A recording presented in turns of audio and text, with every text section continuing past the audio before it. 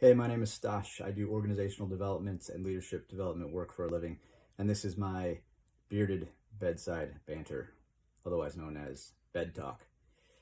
The thing I've been thinking about a lot is COVID-19, like everybody else, but one of the things that I've been thinking about a lot more than just what's happening and what we're doing in the midst of it and the measures that we're taking to prevent the spread and all of those kinds of things is what are we going to do when it's over? What are we going to do in a month from now, or 2 months from now, or 3 months from now when things have settled down? And one of the things that I think about is one of the just the fallout from this is going to be bigger than just people who get the disease or people who die from it, because there are going to be people who die and don't get this disease. There may be people who die from isolation.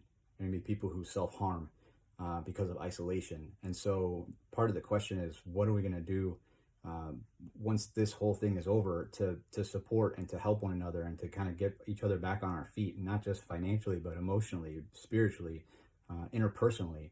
And so one of the things that we did last night was just got a group of people together on Facebook. None of them knew anybody else except for me.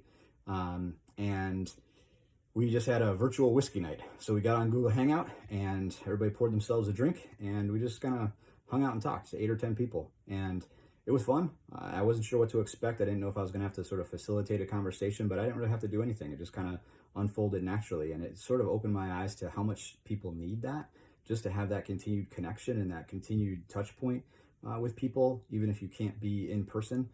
So that was one of the things that we're trying to do, and that will probably continue beyond the end of this. Another thing I think is important is if you're not locked down right now, like I live in Illinois, you're locked down. You know, we're not supposed to go anywhere except for essential.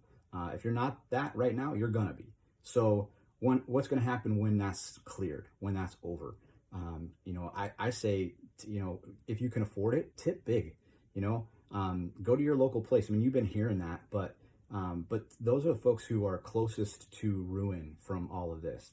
And people like me, I don't have to worry about that. And so it's incumbent upon me. It's incumbent upon people like me to be thinking about how we can create ground.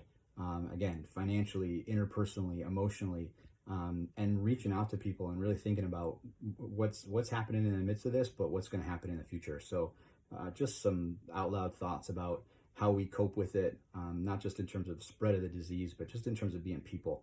And we get on the backside of this, it's going to cause us to reflect and hopefully be a little different than we were. It'll be easy just to slide back into the things that we've always done, but I hope we don't do that.